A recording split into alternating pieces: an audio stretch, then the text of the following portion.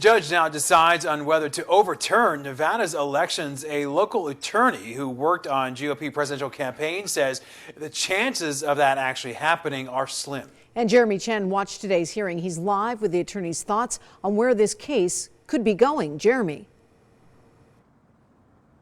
Yeah, Todd and Tricia, we're still going to have to wait on that judge's decision. However, with the attorney I spoke with today, based on the arguments he heard during that hearing, he doesn't think the judge will rule in the Trump campaign's favor. While lawyers for the Trump campaign argued in court, pushing to overturn the election results, attorney Daniel Stewart watched the proceedings, focusing on Judge James Russell's thought process. From what I can tell, he's saying you need to show to me in this court with evidence that Donald Trump won the election. Stewart specializes in election law and served as an attorney for the Romney campaign in 2012.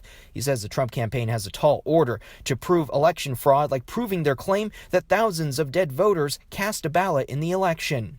But those 1,500 dead ballots could have gone 750 for Trump, 750 for Biden, so you just don't know. He says the arguments are similar to previous cases, using written witness testimony and questioning the signature verification machine used in Clark County. I think you have to show that President Trump would have won, not just that there was bad ballots, assuming that they even showed that. We don't know. All that evidence is under seal. The attorney for the Democrats claimed the evidence of bad ballots the Trump campaign presented was hearsay and very thin. Stewart says if that's true, a judge is likely to reject it. They did not name any voters. They just put out numbers. And if that's the case, then the evidence is even weaker than I initially thought.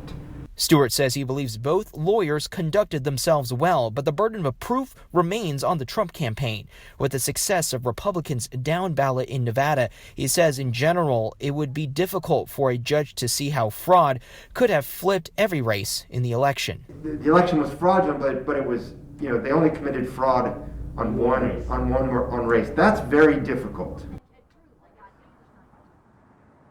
Now, the judge up in Carson City says that he wants to review the evidence that was presented to him before making a decision. He also asked both attorneys to prepare orders before his court tomorrow morning. By then, we may have a decision. Jeremy Chen, 13 Action News.